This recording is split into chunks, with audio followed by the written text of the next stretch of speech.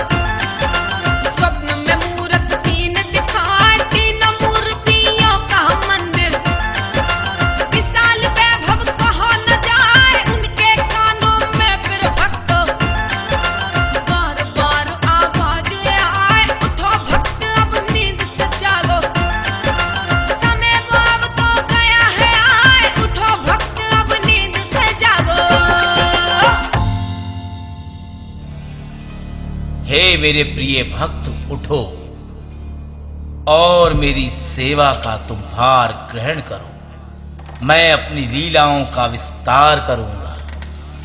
अरे, ये कौन है जो मुझसे बातें कर रहा है मगर मुझे दिखाई नहीं देता? हे भक्त, मैं तुम्हें अपनी सेवा और पूजा की जिम्मेवारी देता हूं। तुम ही मेरी पूजा के योग्य हो। मेरे मूर्ति स्वरूप की पूजा करो। अरे, ये घंटे, घड़ियाल और नगाड़ों की आवाज तो आ रही है पर कोई दिखाई नहीं देते। गांव वालों को ये बात बता देनी चाहिए।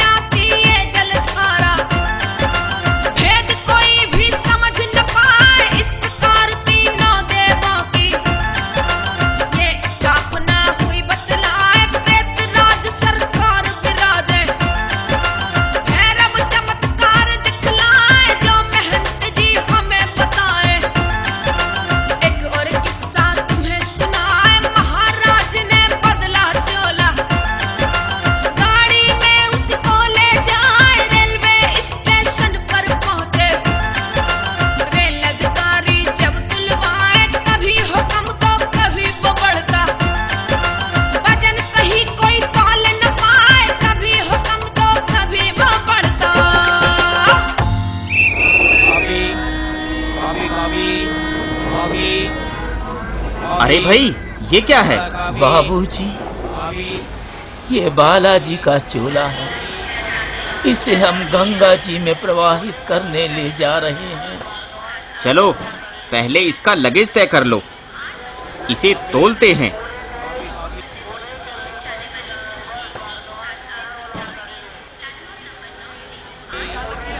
अरे ये क्या है?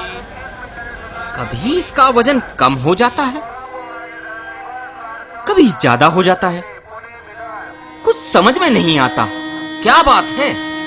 बाबूजी, ये तो बालाजी का चमत्कार है और कुछ नहीं है। जय हो बालाजी महाराज, गलती क्षमा करना। ले जाओ भाई, इसका कोई लगेज नहीं लेंगे हम।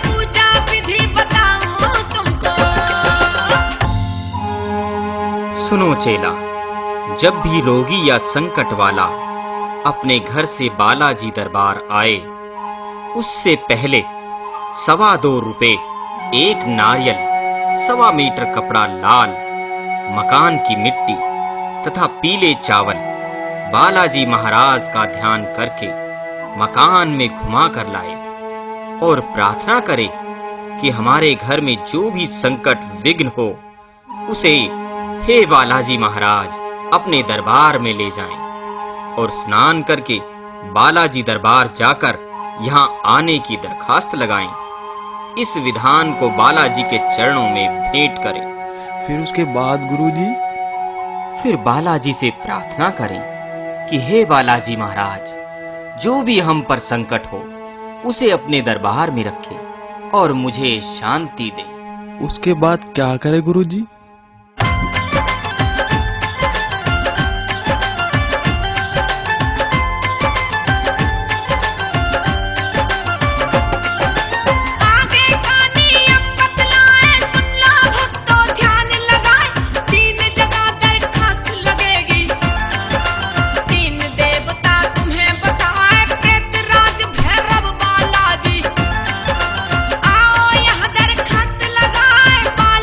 से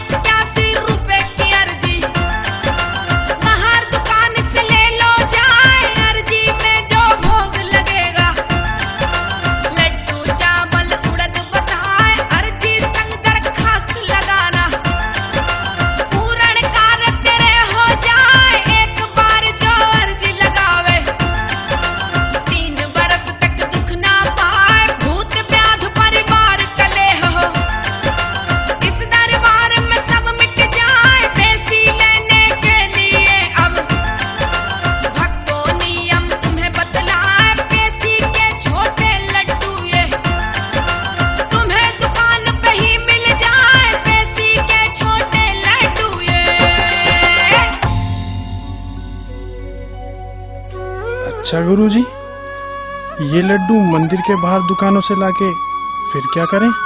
बेटा, इन छोटे लड्डुओं को लेके आरती से पहले मंदिर में जमा करा दे।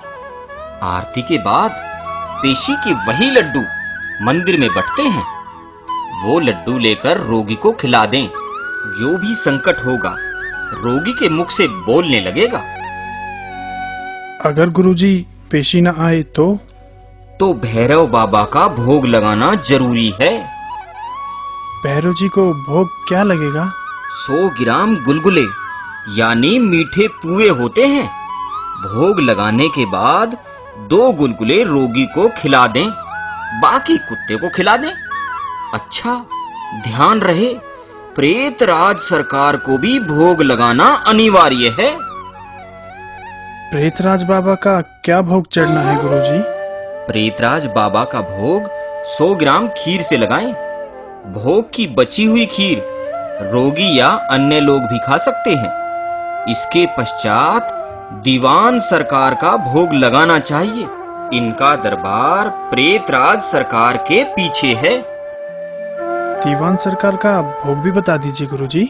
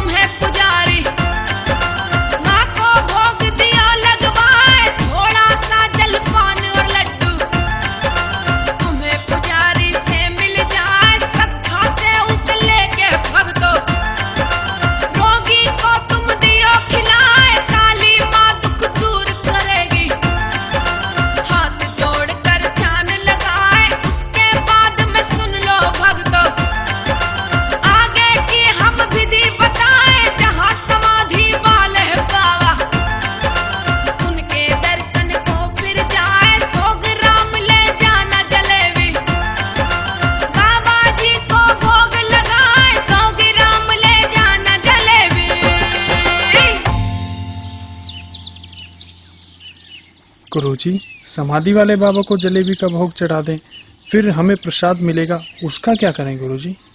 समाधि वाले बाबा को भोग लगाकर 2 जलेबी रोगी को खिलाएं और बाकी बची हुई जलेबी कुत्ते को खिला दें।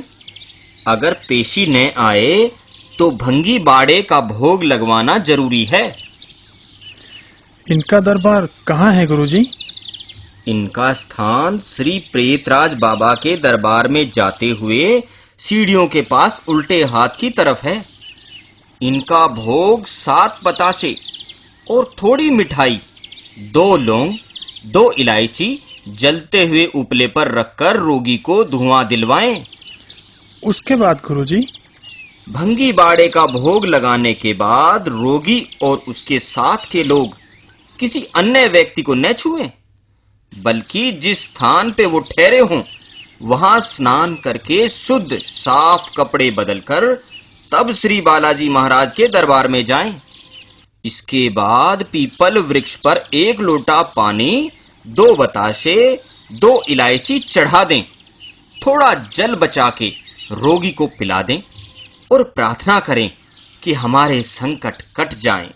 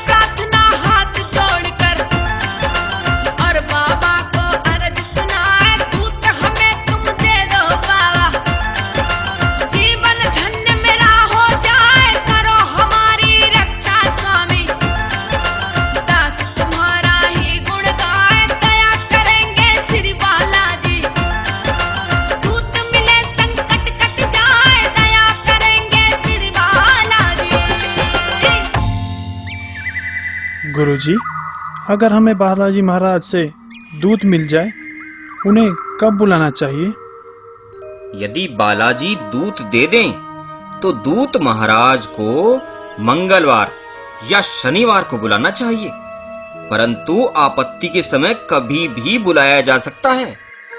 गुरुजी, यदि ये संकट कटे ना हटे ना बोले तो क्या करें?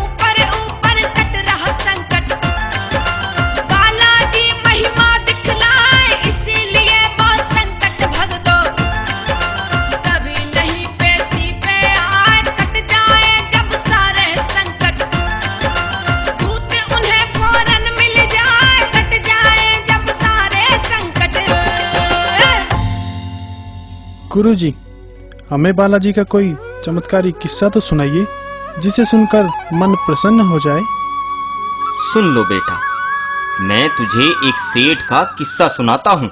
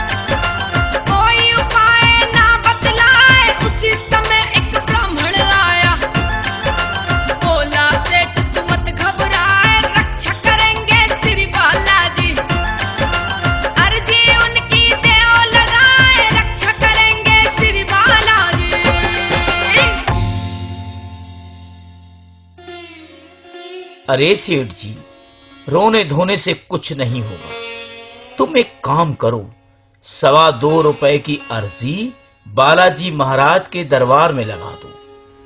जहां तुम्हारा पूजा का स्थान है, वहां इस अर्जी को रखकर बालाजी महाराज से प्रार्थना करो। श्री बालाजी बड़े दयालु हैं, वे जरूर तुम्हारी विनती सुनेंगे। अब विलंब न करो। हे ब्राह्मण महाराज, यदि बालक मेरा ठीक हो जाए तो मैं बालाजी के दरबार में 1.25 मन सोने का सिंहासन चढ़ाऊंगा। ये तो बालाजी महाराज की इच्छा है।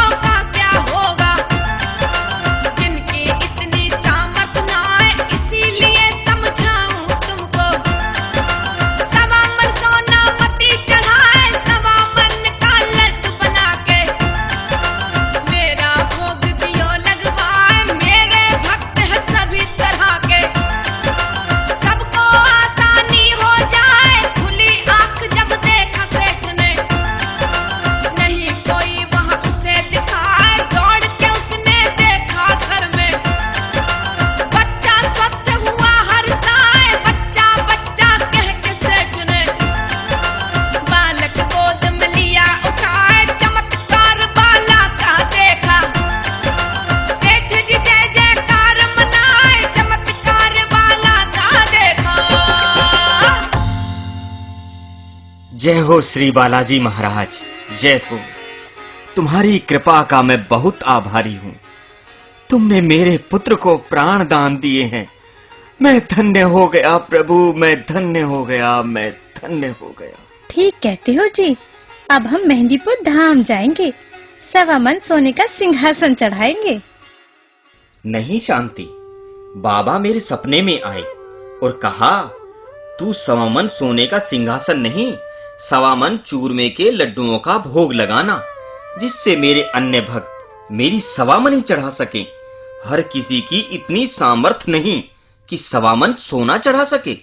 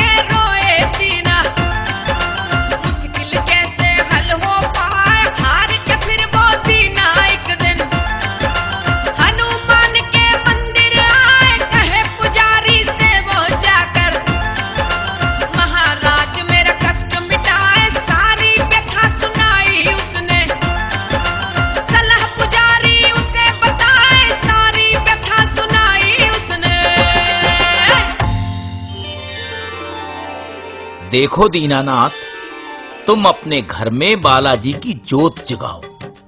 बालाजी की कृपा से सब ठीक हो जाएगा। मगर मेरे घर में तो न घी है न दीपक, मैं बाबा की जोत कैसे जगाऊंगा? अच्छा, तो तुम एक काम करो, तुम मंदिर से ही घी और दीपक ले जाकर सच्चे मन से ध्यान से बालाजी की जोत जगाओ। फिर कुछ दिन बाद मुझे बताना।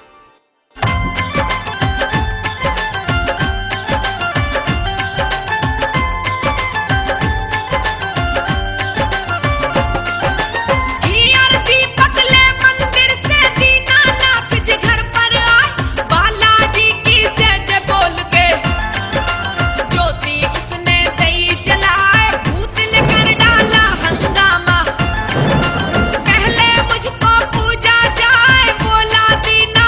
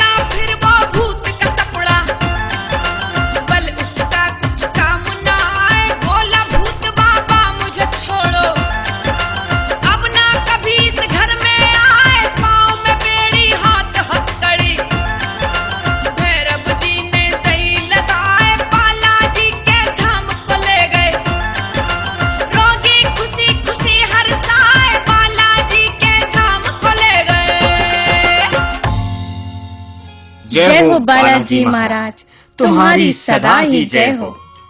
जय श्री कोतवाल कप्तान बाबा, जय हो। श्री भैरव बाबा, तुमने मेरे सारे संकट दूर कर दिए। आपकी जय हो बाबा, आपकी जय हो। हे बालाजी महाराज, मैं तुम्हारे दरबार सवा मनी लेकर आऊंगी। और सुन, बालाजी की जोत अब हम नित ही सुबह शाम जलाएंगे, बाबा का ध्यान करेंगे। जय हो बाबा, तुम्हारी जय हो।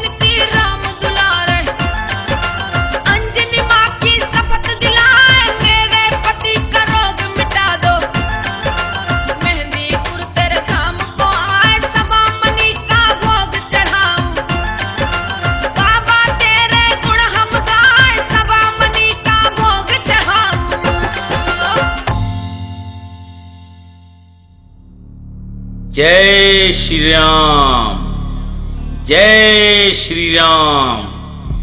हे देवी माया, हम तेरी भक्ति से अति प्रसन्न हैं और इसीलिए हम तुम्हारे पास स्वयं चलकर आए हैं। तुम्हारे पति के तन का रोग हमेशा के लिए मिट जाएगा। तुम बालाजी की जोत का घी लेकर अपने पति के सारे शरीर पर लगाना। 21 दिन बाद तुम्हारा पति रोग मुक्त हो जाएगा। अब हम चलते हैं। जय श्री राम, जय श्री राम।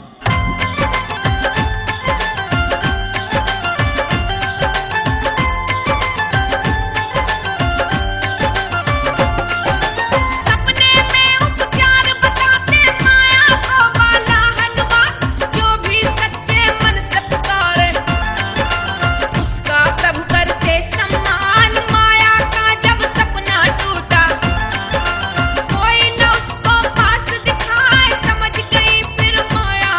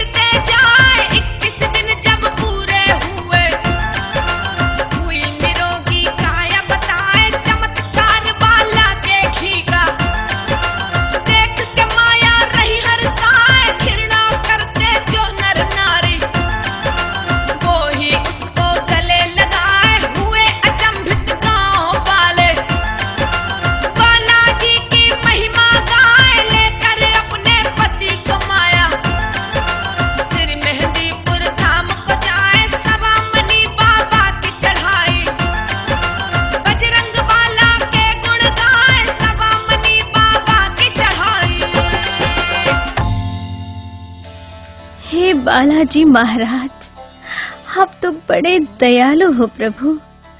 आपकी कृपा से मेरे कोढ़ी पति के तन का रोग पूरी तरह मिट चुका है।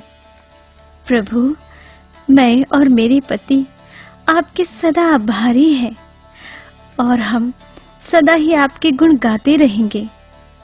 आज से मैं प्रतिज्ञा करती हूँ कि आपकी अमर ज्योत मैं अपने घर में जगाती रहूंगी। हे मारुति नंदन, पवन कुमार, अंजनी के लाला, आपकी सदा ही जय हो।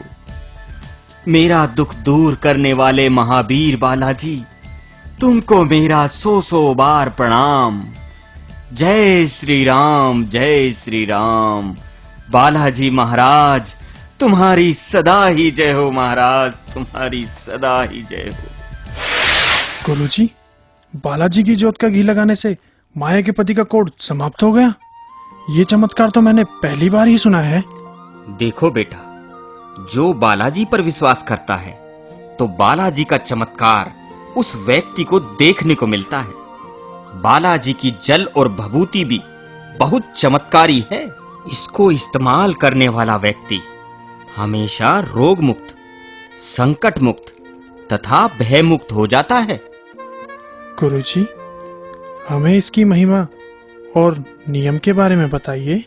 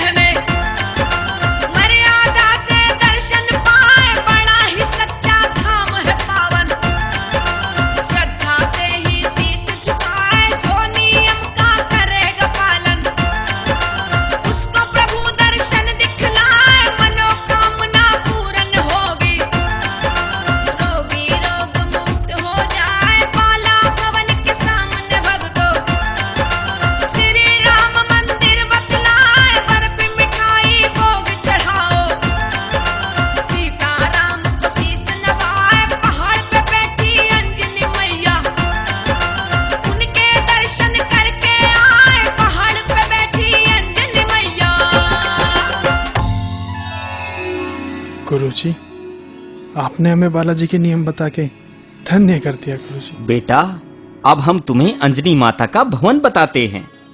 देखो बेटा, अंजनी माता का भवन श्री बालाजी महाराज के मंदिर के ठीक सामने वाली पहाड़ी पर है। अंजनी माँ के दर्शन के साथ साथ तुम्हें हनुमान जी के बाल रूप के भी दर्शन होंगे, जो माता अंजनी की गोद में विराजमान हैं। और फिर काली मैया के दर्शन करें, जिनके दर्शन से सारे कार्य सिद्ध हो जाते हैं। और आगे पहाड़ वाले पंचमुखी हनुमान जी विराजमान हैं, उनके दर्शन अवश्य करने चाहिए। सारी मनोकामना पूर्ण होती है। और श्री बालाजी तीर्थ धाम के दर्शन भी तभी पूर्ण माने जाते हैं। यहाँ विशाल मेला भी लगता है। हनुमान जयंती का पर्व बड़ी धूमधाम से मनाया जाता है। गुरुजी, ये मेला कब लगता है? वैसे तो बालाजी के धाम पर भक्तों के लिए मेले नित ही लगते हैं, लेकिन विशेष मेला हनुमान जयंती पर लगता है, जिसमें करोड़ों श्रद्धालु भक्त दर्शन करने आते हैं। बेटा, बालाजी की महिमा तो अनंत है, इसका कोई पूर्ण वर्णन नहीं कर सकता। श्री रामचंद्र भगवान की जय। बोलो श्री महावीर हनुमान की जय। बोलो श्री बालाजी महाराज की जय। बोलो श्री महाबली प्रेतराज सरकार की जय। बोलो श्री भैरव बाबा महाराज की जय।